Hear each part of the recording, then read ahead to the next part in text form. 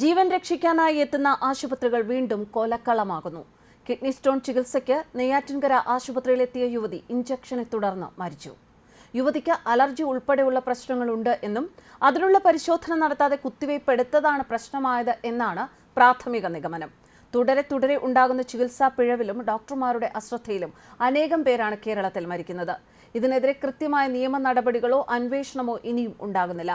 ആശുപത്രി മരണങ്ങളിൽ നല്ലൊരു ശതമാനവും പിഴവുകൾ മൂലമാണ് ഉണ്ടാകുന്നത്.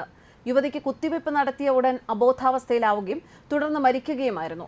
നെയ്യാറ്റിൻകര സ്വദേശിനി കൃഷ്ണ തങ്കപ്പനാണ് മരിച്ചത്. ഈ മാസം 15-നാണ് കൃഷ്ണയെ നെയ്യാറ്റിൻകര താലൂക്ക് ആശുപത്രിയിൽ പ്രവേശിപ്പിച്ചത്.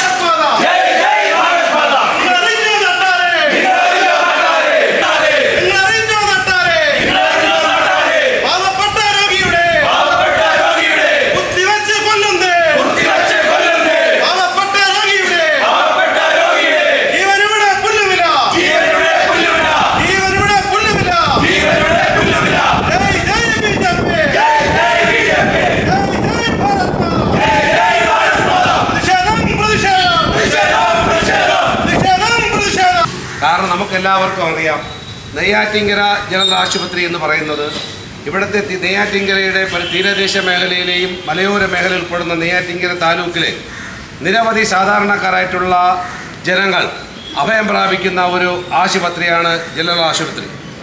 കേരള സർക്കാർ 2016-ൽ ജില്ലാ ജനറൽ ആശുപത്രിയെ പ്രഖ്യാപനം നടത്തി.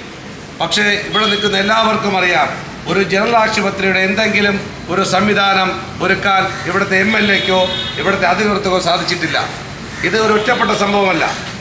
രോഗികളെ സംരക്ഷിക്കേണ്ട ഉദ്യോഗസ്ഥരല്ല അധികൃതർ ഡോക്ടർമാർ ഇന്ന് ഒരു മരവിപ്പിക്കുന്നതിന് വേണ്ടി കുത്തിവയ്പ്പ് നടത്തിയപ്പോൾ അത് ടെസ്റ്റ് നടത്തിയിട്ടാണ് ചെയ്യേണ്ടത്. അതുപോലും ചെയ്യാതെയാണ് ആ 28-കാരിയായ യുവതിയെ, ആ പാവപ്പെട്ട ഒരു പെൺകുട്ടിയെ മരണത്തിനിടയാക്കിയത്.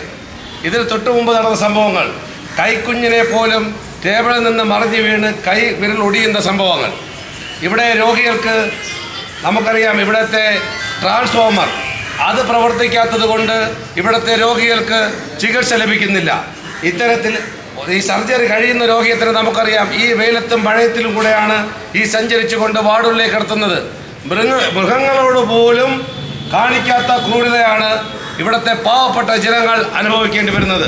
ഇതിവിടുത്തെ MLA ആൻസലൻ മറുപടി പറയണം, ഇവിടുത്തെ ആരോഗ്യമന്ത്രി മറുപടി പറയണം. കേരളം നമ്പർ വൺ ആരോഗ്യരംഗത്ത് കേരളം നമ്പർ 1 ആണെന്ന് ബഹുമാനപ്പെട്ട മുഖ്യമന്ത്രിയും ആരോഗ്യമന്ത്രിയും ഈ നെയ്യാറ്റിൻകരയുടെ MLA അടക്കം ആജ്ഞാപിക്കുമ്പോൾ, അല്ലെങ്കിൽ അവർ പ്രഖ്യാപിക്കുമ്പോൾ, പ്രിയമുള്ളവരെ, നമ്മൾ മനസ്സിലാക്കുന്നത് 28-കാരിയായ പാവം യുവതി എത്രയോ കാലം ആ അമ്മയോടൊപ്പം ഭർത്താവിനോടൊപ്പം ജീവിക്കേണ്ട, സ്വന്തം കുഞ്ഞിനോടൊപ്പം ജീവിക്കേണ്ട ഒരു യുവതിയുടെ ജീവൻ പോലും നഷ്ടപ്പെടുത്തുന്ന രീതിയിലാണ് ഇവിടുത്തെ ഡോക്ടർമാർ പ്രവർത്തിക്കുന്നത്.